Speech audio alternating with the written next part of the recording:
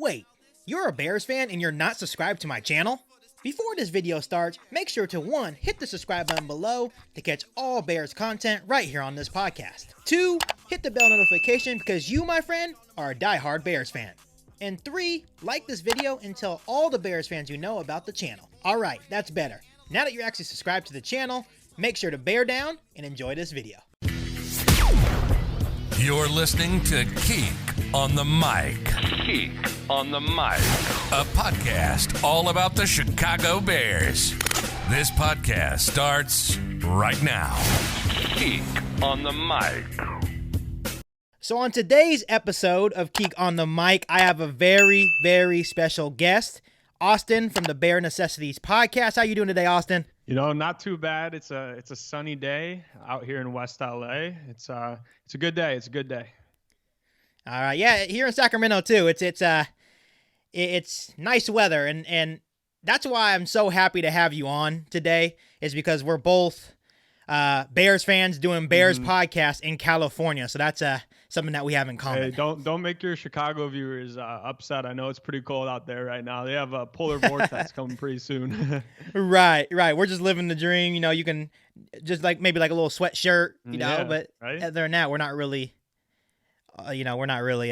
bundled up. But today I have Austin on because we're going to be doing a Bears mock draft 2.0. So a couple of weeks ago, I did the very first Bears mock draft 1.0, and the viewers seemed to like it. So now I'm bringing on Austin to do a 2.0 of the Bears mock draft. And the offseason has been kind of crazy with a bunch of rumors and all this good stuff about the Bears.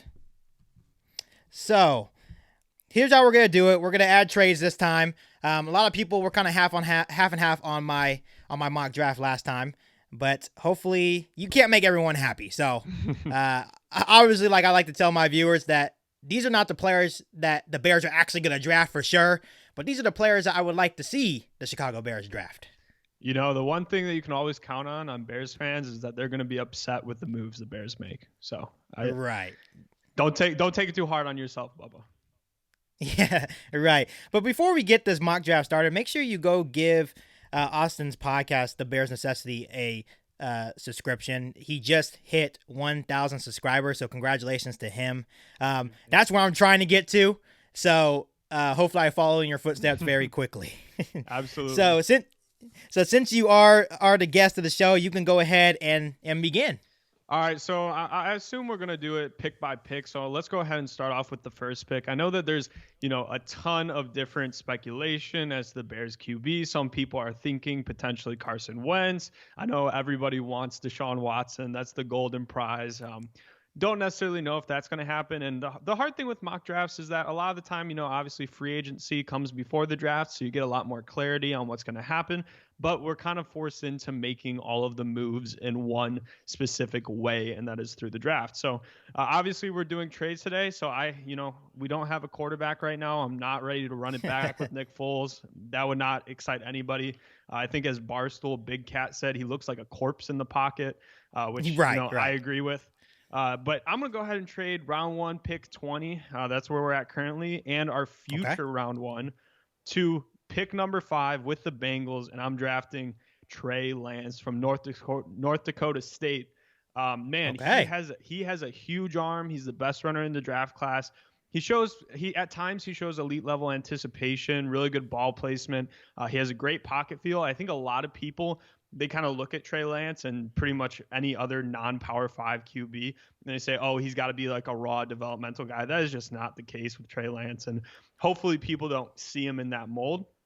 He is a good runner, and he runs a lot, but that's a big part of his game. But when he's not running, he is just as deadly as a passer. He obviously has certain things to work on, as far as like pre-snap reads, and it's hard. Sometimes it's hard to tell with these quarterbacks because you don't necessarily know what their coaches are telling them to do either. But certain decisions can be a little questionable. I'm just gonna say this right now: anything you see Justin Fields do and you like, Trey Lance does it better. He just has worse competition, and I'm willing to take that gamble. Okay, and I'm not mad at that pick at all. I would actually love the Trey Lance pick. I think a lot of Bears fans will say, well, will he have to sit for a year? Maybe so. but we don't know who our quarterback is going to be. That's even, for example, we can go get Jameis Winston. Yeah. As that bridge QB, draft Trey Lance, let Lance sit, and hopefully Trey Lance is the future of the Chicago Bears. I'm not mad at that pick at all. So for me, I also traded away out of the 20th spot. So I decided to trade the 20th overall next year first, and I know a lot of people are going to hate me for this, Allen Robinson in a sign-and trade to the Jets for the second overall pick. Hey, I'm for that. And I would draft Justin Fields, quarterback, Ohio State. Dual threat guy, 6'3", 227, offers great arm strength, speed, and natural playmaker ability. And obviously, if the Bears can't find their guy in free agency, and to me, it's either Dak Prescott or Deshaun Watson or bust, I'm going to go all out and make a splash and get Justin Fields. Yeah, Justin Fields, I like him a lot. I think that he has probably one of the lowest floors in this draft class. And, for the Bears, that could be a pretty good thing. Coming out, he has a lot of the same knocks that someone like Deshaun Watson had coming out. He maybe holds onto the ball too much, doesn't necessarily have the best anticipation, but man, if he can just get a little bit better, I mean, we see what Deshaun Watson's doing, the Houston Texans, with the lack of talent that they have. I mean, it's pretty incredible. So Justin Fields, I could easily see him being even the best quarterback in this draft class. It's just going to be a matter of how it plays out. If I'm moving up to second overall, I might consider taking Zach Wilson over Justin Fields. Personally, what I like so much about, and I was someone who kind of trashed on Zach Wilson all season, but slowly I became a believer. I really like Zach Wilson's anticipation skills. Like as far as a processor goes, he's just at that elite level. And I think because of seeing how absolutely terrible Mitchell Trubisky was at that stuff, it's kind of maybe a little overcorrection in my head. Right, and I think Bears fans have to realize that if we do not get any of the quarterbacks we want this offseason, that the Bears probably will make a big splash like this and move up into the top 10 to take their future franchise quarterback. Hey, I'm not settling for Mac Jones. I'm not settling for Mac Jones. Absolutely not. I think Mac Jones is good maybe for a second round pick to me. Yeah. That's just my personal opinion. Yeah. All right, so you can go ahead and go to round 2. All right, round 2. Now, I know a lot of Bears fans, they are looking at offensive tackle, and I like offensive tackle too. I think it's it's not a bad position to look at here. But what I am going to say is that with offensive tackles, it typically tends to be a very rolling the dice game. It's not easy. You can think you have the best tackle prospect in existence, and he comes to the NFL and he just performs like trash, and it's very hard to miss. So I'm picking a cannot miss prospect here, someone that will anchor down this Bears offensive line, and that's center Creed Humphrey from Oklahoma. I know a lot of people like Sam Mustipher. I do too. But having a game-changing center can completely change the structure of your line. It takes a lot of pressure off of your guards. It's going to make, Cody Whitehair better. It's going to make James Daniels better. And while, I do like Sam Mustipher, and I'm okay with going in with him as the starter next season, I don't necessarily believe that since he brought us a little bit of stability, we should necessarily stick with him. Right. You don't want to settle either. Yes. On the offensive line, we still need a lot of work on the offensive line to make sure the Bears are improving on the offense. And I'm not mad at that pick. Creed Humphrey, he will do wonders for David Montgomery, one of my own favorite Bears prospects. All right. Yeah, I'm not mad at that pick at all. Honestly, before in my first mock draft, I would have probably said Christian Darrisaw. I'm in the first round because I really like Christian Darrisaw out of the draft. But I think we will be able to find a quality offensive tackle in the second round. So for me in round 2, and this is the same player I picked in the mock draft 1.0, is Liam Eckenberg, offensive tackle Notre Dame. I'm in love with Liam Eckenberg, and it's probably because I watch a lot of Notre Dame football. I'm just in love with Notre Dame offensive linemen. We all know that Notre Dame can produce some good offensive linemen, solid athlete. He's not a freak athlete. He's not going to be that freakish athlete that like Christian Darrisaw, but he is solid. Solid IQ, smart, good, solid run blocker. And, I just look here, and either way you go, if you're going to take your future quarterback, you're going to need a left tackle to protect them for years to come. Absolutely. And if he's there, I think that could be a home run pick. Personally, in this mock draft, I kind of took it as we maybe get someone in free agency at Right. tackle, maybe like a Taylor Matan. I've thought about the idea of potentially, getting a left tackle in free agency, cutting Bobby Massey, and then sending over Charles Right. Leto Jr. to the left tackle. And I think you have a really strong right tackle and then a hopefully good left tackle. So that'd be great, especially if we did get someone in free agency, kind of having Liam to be developed in the future. That'd be a home run pick. And I even made a joke in my mock draft 1.0 that this is going to be a Notre Dame offensive line eventually. If you draft all these players, Mustipher, Liam Eckenberg, Bars, it's going to be an offensive line from Notre Dame. So Yeah. I wouldn't be mad at that move at all. So Yeah, me neither. yeah. So now we are going on to round 3. Okay, so I kind of hinted, maybe taking an offensive tackle a little bit later. I'm going to take a guy that has a lot of hype coming out right now. He killed it at the Senior Bowl. He's really athletic, and some people are saying he could go even a little bit higher than this. I think he's a good value here. I'm taking offensive tackle Dylan Randuns from North Dakota State as well, kind of pairing him back with Trey Lance. He could be a good developmental guy. Absolutely. Again, I kind of if we don't go into the draft with adding any offensive tackle, I'd prefer to take an offensive tackle higher. But with this situation, kind of how it played out in my head, we go free agency, get a good offensive tackle. I do think Dylan Randuns could be a really good developmental prospect, a high ceiling guy. Maybe not someone you want to, push out there right away, but someone that Juan Castillo can really hopefully develop into, potentially a Pro Bowler. Absolutely. And I really love how you are focusing on offensive line, because that's how you build franchises is from the offensive line. And then you focus on, the playmakers around the offense. So I love that pick. And I've heard a lot of good things about that athlete. But for me in round 3, honestly, and this pick comes because I traded away Allen Robinson. And I know a lot of people saying, Bubba, why would you trade away Allen Robinson? It's business. If he doesn't want to be a Chicago Bear, I'm going to try to get something out of him, right? So in round 3, I want to take Tylan Wallace, wide receiver, Oklahoma State, 6 foot, 193, average speed. Very good at explosive plays like 50-50 balls, and I really like that. Good hand-eye coordination and very, very good catch radius. And this pick also comes from, maybe we get Kenny Golladay in free agency. You actually said it in your last video about the possibilities and the rumors of the receivers that may come to Chicago. And that all depends on who actually comes. If we get Kenny Golladay, you get a guy like Tylan Wallace. You still have Mooney. Hopefully Ridley gets the opportunity. You still have Cole Kmet. Maybe you bring back Jimmy Graham. That's a lot of weapons for the Chicago Bears offense.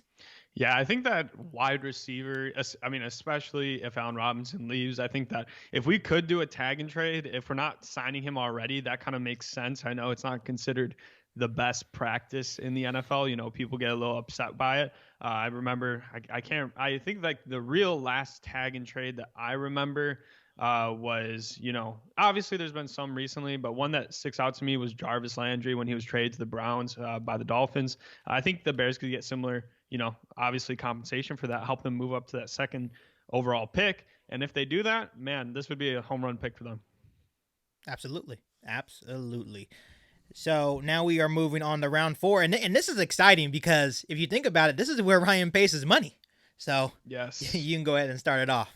Yeah, so I went ahead and took safety Jacoby Stevens from LSU, previous 5-star prospect in high school. A lot of people don't know exactly where he's going to go because he kind of had a little bit of a down year this year. If you can get him in the 4th round, that would be awesome. I think that'd be a great pick. He's again kind of been hidden behind a lot of the talent that the LSU team has.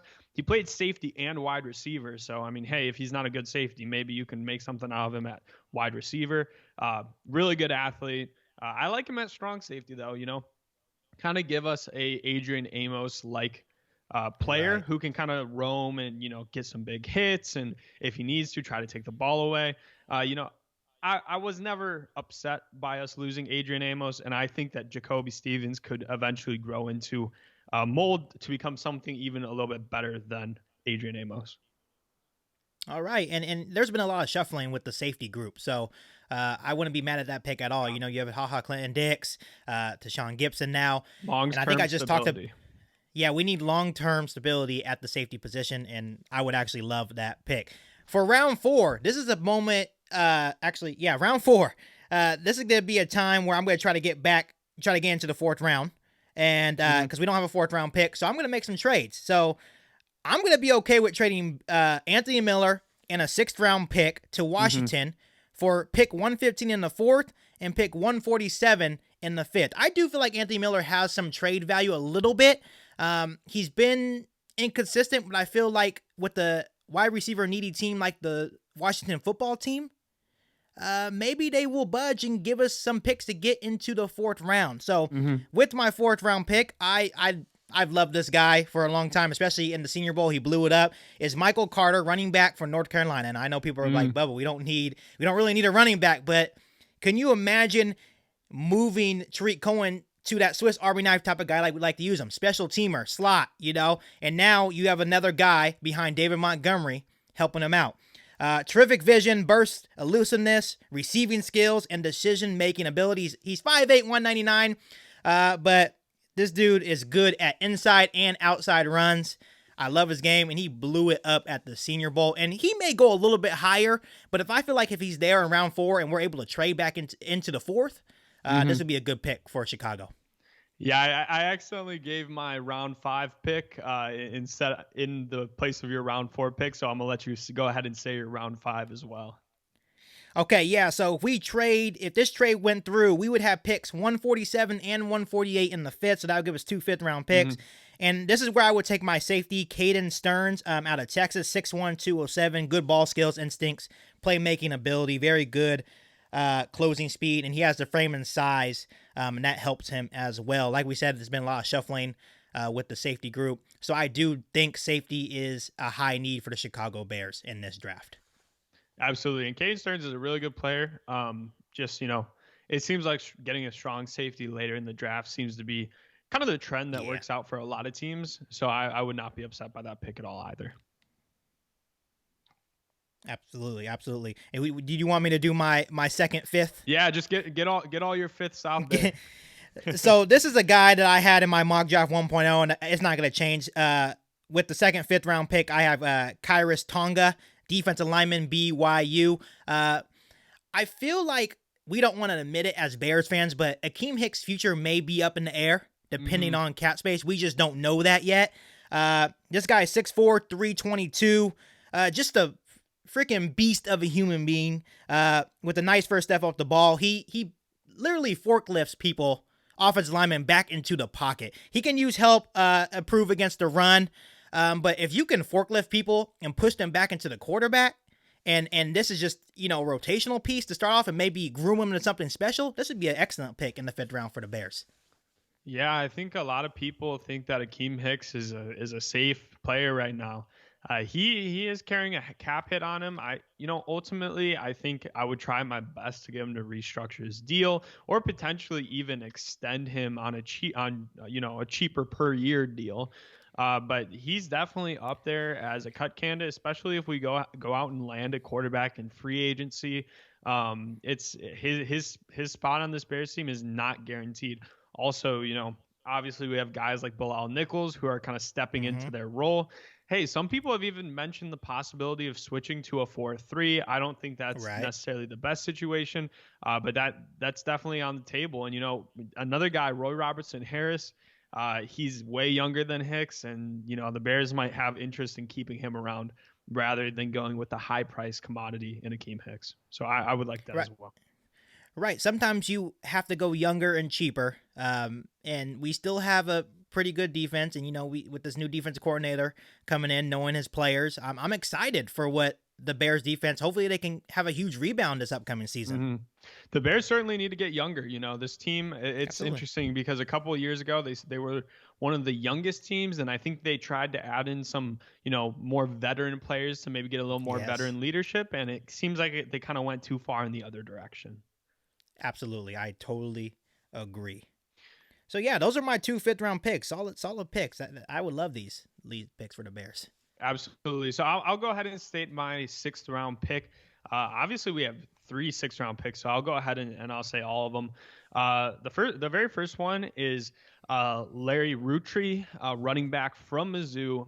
He's going to be a steal at the running back position in the 6th round if we can get him here. He's got a good balanced skill set. And, I've always thought that the Chicago Bears have needed a running back that's kind of able to take the full load if Montgomery goes down. I do not trust in the future if Montgomery goes down, having the combination of Tariq Cohen, and if we even keep Cordell Patterson, that's just not a huge that doesn't sound too favorable in my mind. Right. Someone pounding the table, back when Leonard Fournette was released, I thought, hey, maybe get him. A bunch of different guys that displayed, a good amount of talent. I mean, I remember earlier in the season when Montgomery went down in training camp and there was talk that he wouldn't be able to start the season. That was really scary to me. I was not ready to lean on Tariq Cohen, and I was saying, hey, this run game has an opportunity from going to, improving and pretty good to one of the worst in the NFL if he goes down. Absolutely. And I know the Bears are also rumored to be looking at, guys like Aaron Jones from the Packers. There's a couple rumors that started flowing out about there. That could be a good option too. There's a couple quality free agent running backs to add, maybe get you the 1-2 punch. I mean, look at Cleveland, how they're doing it with Nick Chubb and Kareem Hunt. It's not a bad idea to add some more running backs. And then for my second 6th round pick, I went Jalen Darden from North Texas. He's a speedster, classic late round receiver by Ryan Pace. He kind of reminds me of Darnell Mooney. He's probably a little less built than Mooney and a little bit quicker than Mooney. So he's just going to be a matchup nightmare, and that seems like something that Matt Nagy would be really intrigued by. And then finally, my last 6th round pick, I took punter Max Duffy. The Bears, they've done okay with punting, and a punter is never going to get fans out of their seats. I know, but it's adding to that punter position can, it's an underrated position, man. It can really be a game-changing position if you find your guy. Same with the kicker. I mean, look at what Cairo Santos did for the Bears this season, having that consistency at the kicker position. Man, he probably won us some games that we shouldn't have won. Absolutely, and it's like, I hate to say this, but if we had Cairo Santos back in 2018, who knows? Mm-hmm. Who knows what the Bears would have been? Yep. But that's besides the point. But I love the mid-round picks because that's where we know Ryan Pace is going to be money at. And those are the picks I'm actually excited for. I'm not excited for rounds 1, 2s, and 3s. Those are the areas that scare me with Ryan Pace. But all the picks that you said in those middle rounds, those are money picks that I can definitely see these players coming to Chicago and making an impact. Look at Darnell Mooney, 5th round pick, and he tore it up this season. So those are all solid picks. It's interesting because when you watch the draft, I feel like when it comes to the later rounds, Ryan Pace will sometimes pick players that I'm not too aware of. Like I remember one was Bilal Nichols back in, what was that, 2018? And I wasn't even all that aware of Bilal Nichols, but I instantly turned on the film and I looked at him and I was like, wow, I can definitely see Ryan Pace's vision, the mold that he sees in this player. And I just think, Ryan Pace is a tremendous drafter in the late rounds. I mean, I don't think it's hyperbole to say he's probably the best in the NFL in the late rounds. Absolutely. Consistently bringing a starter to a draft from those positions. So I almost, when I do my, post-draft grades, I almost have to, I can't even judge because I'm just not even on the same level as Ryan Pace as far as identifying talent in these late rounds. And he's also very aggressive in those late rounds. Like you see him trading up to get players like Darnell Mooney. Traded a future 4th for Mooney.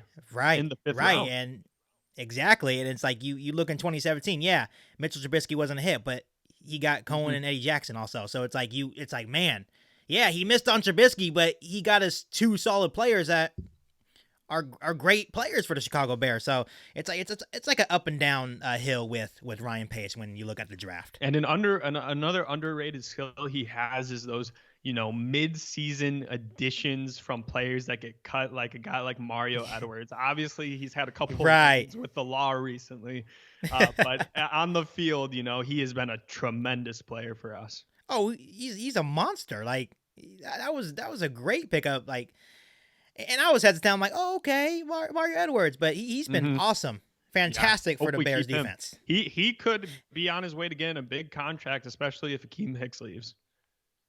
If he could stay out of trouble too. Yes, exactly. That's all predicated on that. So I'm not gonna lie to you. I did not do the rest of the 6 rounds because I still wasn't sure if they were granted to us or not. I knew it was kind of like back and forth if we were gonna get those 6 round picks. So I'm just gonna go straight to my 7th round. And if this guy falls to the 7th round, I would be very surprised. But it's Patty Fisher, linebacker, Northwestern. I know that Danny Trevathan is getting up there in age. He had a slow start to the season, but picked it up later in the year. But it wouldn't be a bad idea to get another linebacker in the fold. I know our backups are kind of questionable, so it wouldn't be a bad idea at all to bring in another linebacker. So he's 6'3", 239, physical, imposing player, nose for the football, often forcing fumbles as a tackler, so very aggressive. Plays fast and with toughness and violence. I like that word, violent. I like players with grit, players that are violent, because that's like when you look at the history of the Chicago Bears, especially at their linebacker position, they're violent. That's what the Bears defense is known for, is being nasty and kind of violent. And this guy would be a prominent presence for the Bears defense. He likes to set the tone early, so I like that. Yeah, no, I completely agree with you. I think that, Patty Fisher, he's someone that really stands out on the tape. Obviously, he was coached by a tremendous coaching staff that they have there at Northwestern that consistently really makes that team overperform. Someone that I'm happy their head coach. I'm happy they're not the Bears head coach like some people were rumoring he might become this year. But as far as a college head coach goes, man, what a story he is for that Northwestern team. For my 7th round pick, it's so hard to project where players are going to be, who's going to be taken, because there's such. I think that oftentimes fans, they don't realize how much discrepancy there is in the NFL as to where players should go. And that's how you get guys like DK Metcalf falling all the way to the 3rd round. Just freak accidents. So in the 7th round, I just put, draft a freak receiver, whatever receiver you see on the board that it looks like he has the most upside, just take that guy. Yeah, and I love what you just said. Draft a freak receiver. It's almost like just saying take the best player available. In the 7th round, it's so hard. And a couple years ago when we drafted Javon Wims, and he's still on the team, he's been decent for the Bears. So that's a decent pickup for the Bears. But you have to take the best player available and hope they work out. That it's like almost just a luck thing. Yeah, he's becoming a little more well-known for his boxing career than his football career, but I agree with that. Yeah, he sure has. So that is the Bears mock draft 2.0. I'm excited to see what happens. Obviously, I will probably do one more mock draft before the actual draft, and this all depends on if the Bears get a quarterback. Let's say Deshaun Watson does come to Chicago. That will change the whole draft for the Chicago Bears and the whole offseason, essentially. Yeah, I think that we are going to have our quarterback figured out before the draft. I really don't foresee Ryan Pace going into the draft without having a quarterback that he feels confident with, because, hey, his job's on the line. Unfortunately, I don't think that we are going to be getting Deshaun Watson, because it looks like Houston really wants to dig their heels into the ground and not give the man what he wants. I don't necessarily agree with that practice, considering just how much he has given to that city.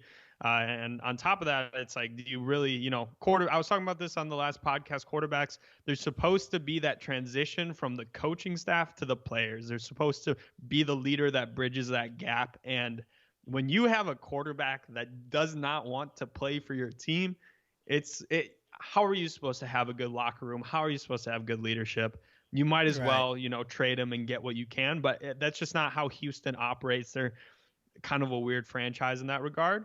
And, I truthfully believe that over the next couple of weeks, Carson Wentz is going to be the Bears quarterback. Yeah, I'm preparing. We like it or not. Yeah, I'm preparing myself. Hopefully it's not more than a 1st round pick, but if it is, we're just fans and we're going to have to deal with it, unfortunately. Yeah, we're going to have to see. And yeah, you just have to give him the chance, like we did Mitchell Trubisky. You just have to give that player a chance. Maybe he comes in with a change of scenery, and it's good for the Bears. You never know, but you have to give that player the opportunity. So it's going to be interesting next couple weeks leading up to the draft. But Austin, thank you so much for coming on to the podcast. I look forward to doing with you again, hopefully soon. Yes, of course, man. Thank you so much for having me. You're obviously putting out great content. You know, I like the intro. The intro really gets, it really gets people to subscribe. If you guys listening to this haven't subscribed to them already, what are you doing? You're not a diehard Chicago Bears fan. What are you doing? And I can say the same thing about the Bears Necessities podcast. Make sure you hit that subscribe button for his podcast. It's dope. You are the only Bears podcast that doesn't have video and are still killing it. That is impressive. That means you have a really good podcasting voice. So congrats to you. And I hope to see you at like 20K subscribers in the next couple months, hopefully. Hopefully you just blow up. I hope so, man. I hope so too. Thank you so much. I appreciate the kind words. Yes, I will talk to you soon, and I hope you have a good one, man. Thank you. Bear down, guys. So before I end this podcast, make sure you hit the subscribe button and the bell notification below to get all Bears content right here on the podcast. Make sure you follow me on my Instagram page at Keek on the Mic. Make sure you share this podcast with all the Bears fans that you know. You'll also be able to listen to this episode of Keek on the Mic on Apple Podcasts. Make sure you rate and review that podcast. That'll be much appreciated. But other than that, I'll catch you next time for an all-new Bears podcast right here on Keek on the Mic. Thanks, guys. This is a podcast all about Bears. You either cheering for this team or just pulling your hair. I like to take a minute, just sit right back and tell you how I became the #1 Bears fan. That boy is Benny Hunter. Keek on the mic, Keek on the mic, Keek on the mic, Keek on the mic. People, this the intro. Sacramento, California, born and raised. In Antelope is where I spend most of my days. Talk bad about my team, you must be a clown. This is Keek on the mic, so you know you better bear down.